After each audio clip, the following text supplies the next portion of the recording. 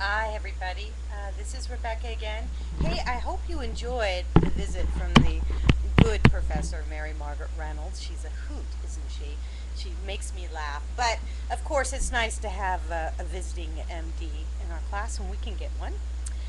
This week, we're going to end our section on bioethics talking about a subject that has touched me in a very real way recently, end of life issues. I want to show you a couple pictures. Um, this, can you see her? This is my mom. She died about 7 years ago. She was just 54 years old. And this is my dad. He's my stepdad, but he raised me. And he was younger than my mom. Can you see him? And he died in July from complications of the swine flu. And he was just 55 years old. In both cases, they did not have a will. They did not have any DNR.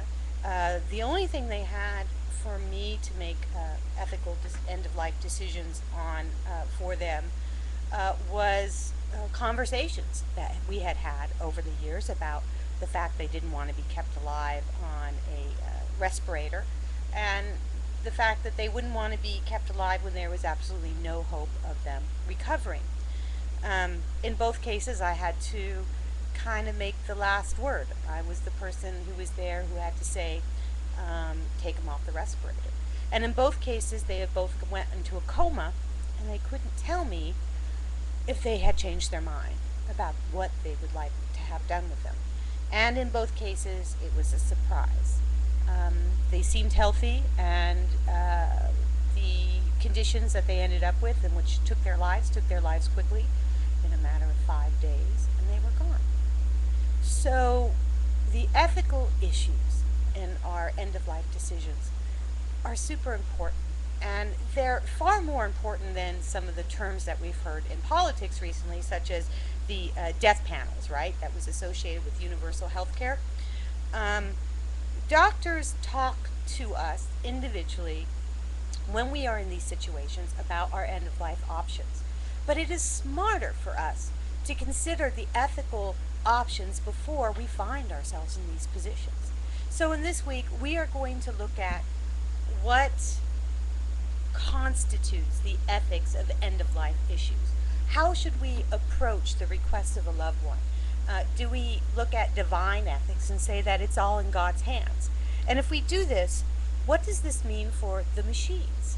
Of course, when the Western Bible, what we considered the Christian Bible, and even the Jewish traditions, right?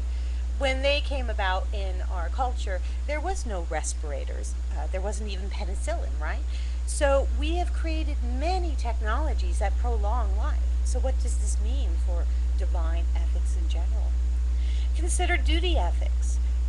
Sometimes we have a duty towards life. A doctor has a duty to help us live a better life and to do no harm.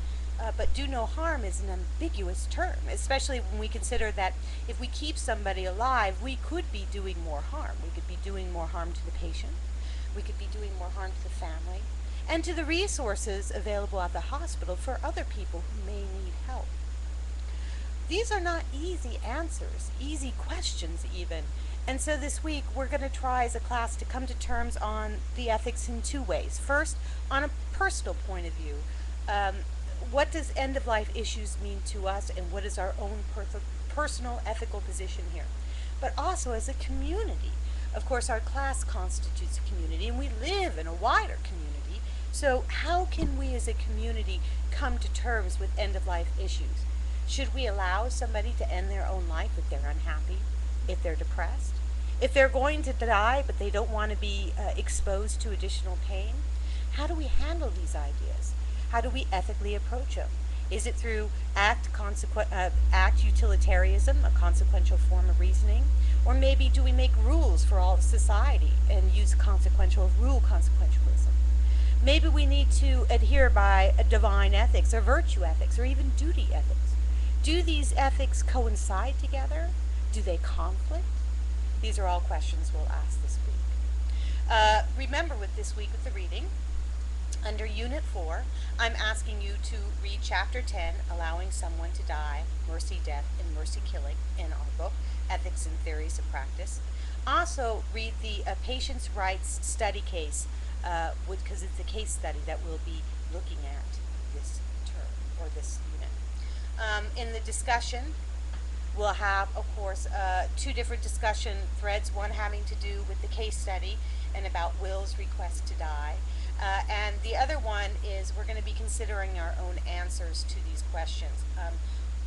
Does it make a difference that Will was on life support when he died? Would it make a difference if Will was not terminally ill, about whether or not we would feel comfortable with him dying? Make sure to come to seminar this week. We'll be talking more in depth about these issues. And don't forget to check your knowledge. That's always important. And last but not least, there is again additional resources. We have video about Dr. Kevorkian and the investigation into him and his mercy killings. And we also have flashcards that explore Chapter 10. So although this will be a super hard unit, I look forward to sharing with all of you and discussing these topics. I hope you have a great week. I'll see you soon. Bye-bye.